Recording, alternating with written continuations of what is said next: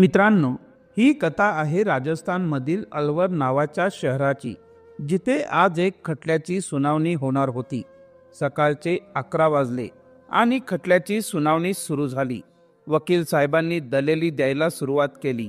जसजशी दलेली दिली जात होती, दलेली देता देता वकील साहेबांच्या डोळ्यात पाणी आले आणि वकील साहेब तिथे जज साहेबांसमोर रडू लागले.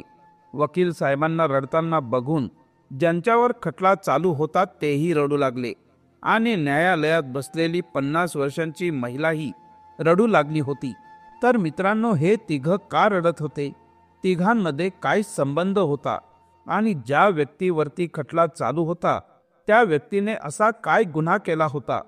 तर जाणून घेऊया संपूर्ण सत्य या कथेच्या माध्यमातून. पण कथेत पुढे जाण्याआधी आपण जर आमच्या चॅनलवर नवीन असाल तर कृपया चॅनलला सबस्क्राईब करा आणि व्हिडिओला देखील लाईक करायला विसरू नका. चला तर मग कथेला सुरू करूयात. राजस्थानच्या अलवर नावाच्या शहरामध्ये महेंद्र राठोड आपल्या पत्नीसह आणि आपल्या 13 वर्षाच्या मुलासह अलवर शहरात राहत होते. महेंद्र राठोड हे फर्निचरचं काम करणारे कामगार होते. घराची परिस्थिती त्यांची हलाखीची होती. महेंद्र आणि त्यांची पत्नी हे दोघंही परिश्रम करून घराचा सांभाळ करत होते. शहरामध्ये राहत असल्यामुळे त्यांना घराचं भाडं द्यावं लागत होतं, कारण त्यांचं स्वतःचं घर नव्हतं. आधी दोघं नवरा बायकोच होते. त्यानंतर त्यांना मुलगा झाला, त्यामुळे त्यांचा खर्चही वाढू लागला होता. आता तो शाळेतही जायला लागला होता, त्यामुळे खर्च अधिकच वाढला होता. महेंद्र राठोड यांना अधूनमधून दारू पिण्याचं व्यसनही होतं, त्यामुळे ते दारूवरही खर्च करायचे. अशा गोष्टींमुळे पैशांची बचत होत नव्हती आणि महेंद्र यांच्यावर कर्ज वाढत चालले होते.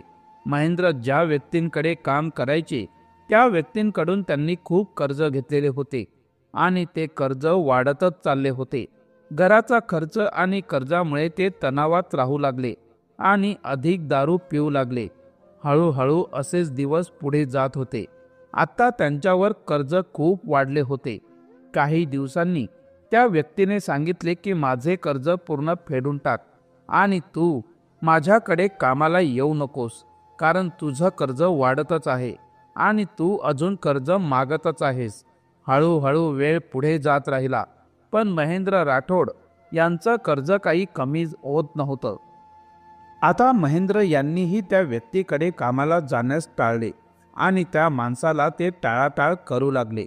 त्या माणसाने बघितलं की महेंद्र आता त्यांच्याकडे कामाला येत नाहीये आणि तो आपल्याला टाळाटाळ करत आहे व त्याने कर्जही फेडलेले नाही. त्यामुळे त्यांनी महेंद्रला 4-5 वेळा समजावले, पण महेंद्रने त्यांचे पैसे फेडू शकला नाही. एके दिवशी जेव्हा महेंद्र आपल्या मुलासोबत सायकलवर चालले होते, तेव्हा त्या माणसाने 4 गुंडांना पाठवून महेंद्रला धमकावण्यास सांगितले.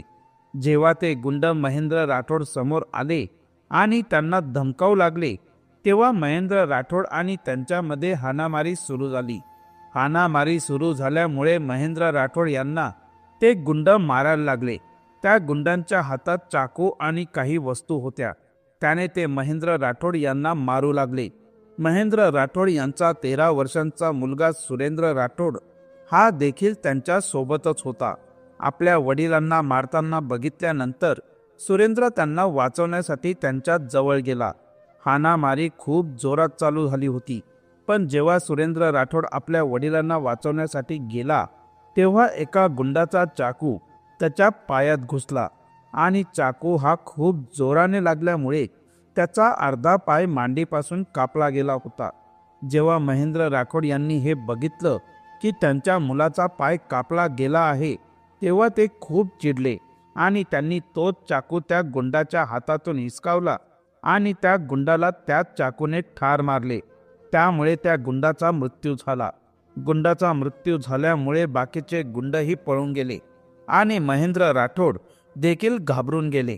त्यांनी लगेचच आपल्या मुलाला रुग्णालयात दाखल केले.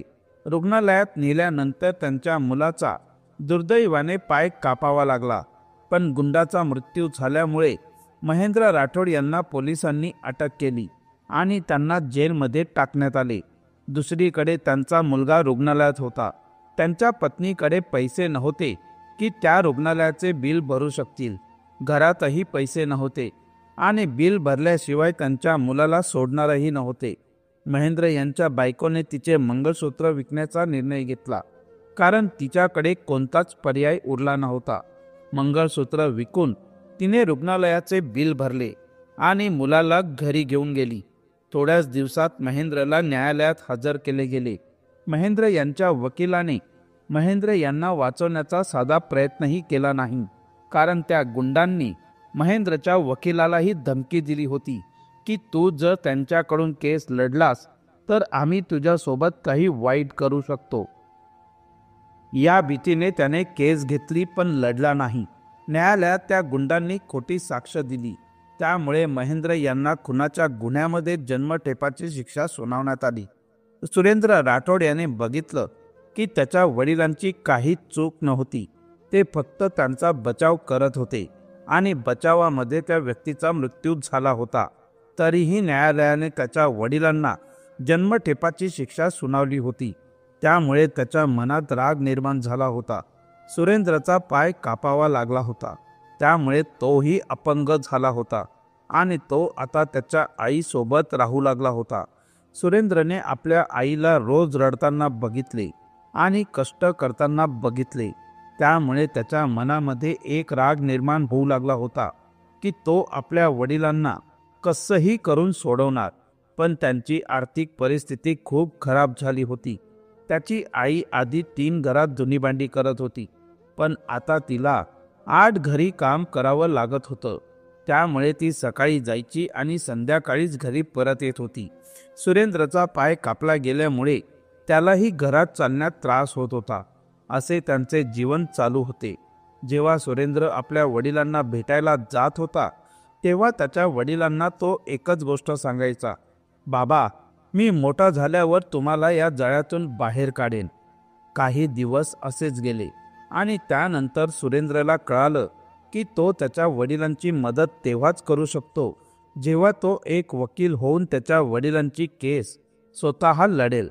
हे समजल्यानंतर त्याच्या मनामध्ये वकील होण्याची जिद्द निर्माण झाली. हळूहळू सुरेंद्रने 12वीचं शिक्षण पूर्ण केलं आणि त्यांनी LLB साठी ॲडमिशन घेतले आणि वकील बनण्याचा प्रवास सुरू झाला. वकिलीचे शिक्षण घेत असताना त्याच्या डोक्यात फक्त एकच ध्येय होतं, ते म्हणजे आपल्या वडिलांना बाहेर काढणे. त्यामुळे त्याने त्याच नियमांकडे लक्ष दिलं जे नियम त्याच्या वडिलांना बाहेर काढू शकत होते. सुरेंद्रने त्याच प्रकारच्या केसेस स्टडी करायला सुरू केल्या ज्या त्याच्या वडिलांचा बचाव करू शकत होत्या. वकिलाचे शिक्षण घेण्यासोबतच त्याने एका दुकानात काम करण्यास सुरू केले होते. तो सकाळी कॉलेजला जायचा आणि संध्याकाळी दुकानात. त्यामुळे त्याच्या शिक्षणाचा खर्च तो भागवत होता. हळूहळू असेच दिवस निघत गेले आणि शेवटी सुरेंद्रने वकिलीचे शिक्षण पूर्ण केले.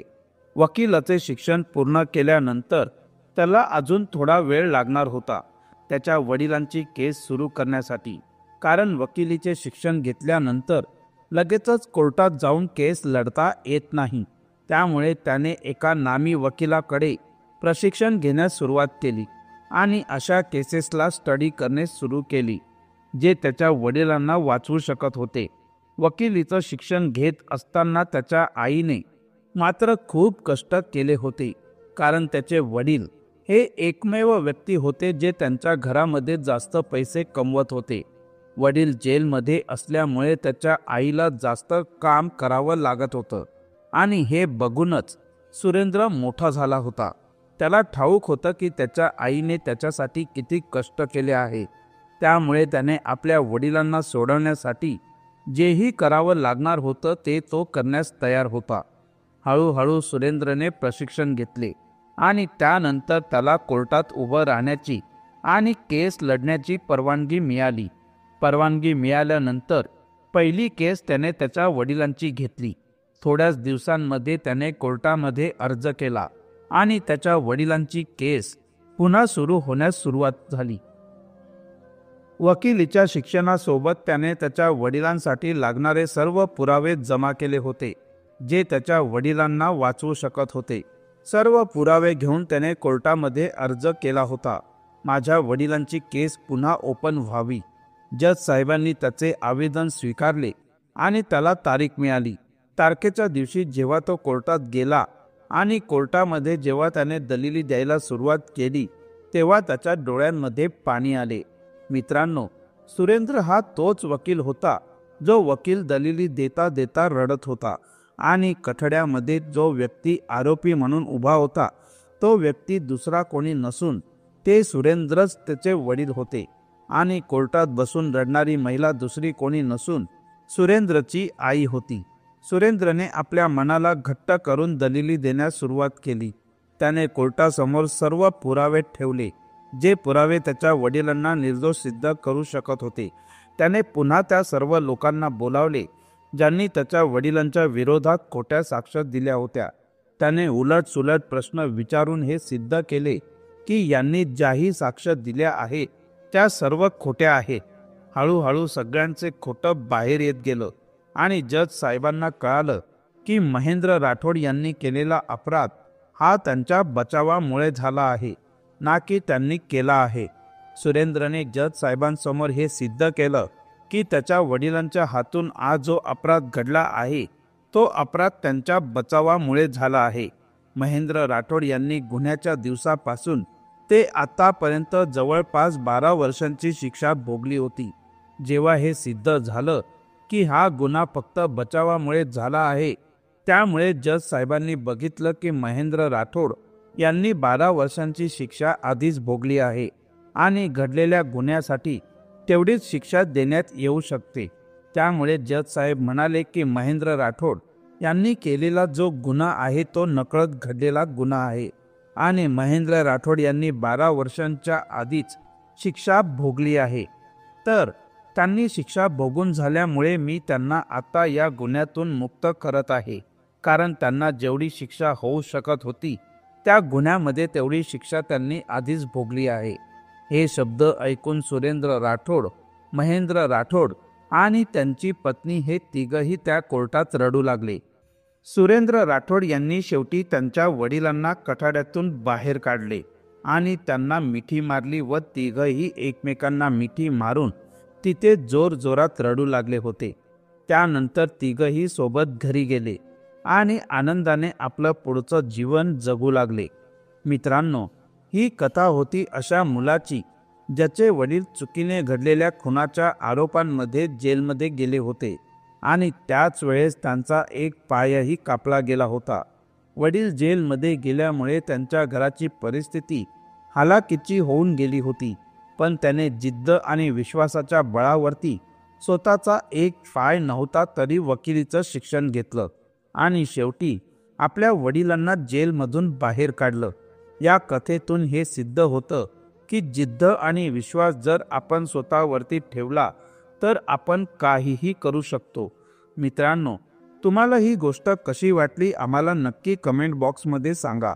तुमचं एक सजेशन कदाचित आमच्यासाठी खूप मोठं योगदान देऊ शकतं. मी तुम्हाला पुन्हा विनंती करू इच्छितो की जर तुम्ही आमच्या चॅनलवरती नवीन असाल तर कृपया आमच्या चॅनलला सबस्क्राईब करा आणि व्हिडिओला देखील लाईक करायला विसरू नका. जर तुम्हाला ही कथा प्रेरणादायक वाटली असेल तर तुम्ही तुमच्या मित्रांसोबत शेअर करायला विसरू नका, कारण कथेतून बोध घेण्यासारखं खूप काही आहे आणि त्यावर अंमल करणं ही सर्वांचं कर्तव्य आहे.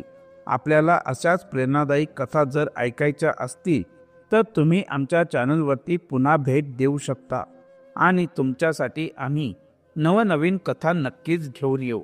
तर पुन्हा भेटूया या चॅनलवरती पण नवीन कथेसोबत. तोपर्यंत तुमच्या सर्वांचे मनपूर्वक आभार. मित्रांनो, आपल्या चॅनलला दिलेल्या तुमच्या भरभरून प्रतिसादाबद्दल आणि प्रेमाबद्दल मी मनपूर्वक आभारी आहे. तुम्ही दाखवलेलं प्रेम शब्दात व्यक्त करणं कठीण आहे, पण तुमच्या या मोलाच्या पाठिंब्याबद्दल मी मनापासून आपल्या सर्वांचे आभार मानतो. तुमचं प्रेम असंच सदैव राहावं हीच माझी हात जोडून विनंती आहे. तुमच्या या प्रेमामुळेच आम्ही अधिकाधिक पुढे जाण्यासाठी प्रेरित होतो. आपण संपूर्ण कथा ऐकली त्याबद्दल आपल्या सर्वांचे मनापासून आभार. पुन्हा एकदा खूप खूप धन्यवाद. थँक्यू.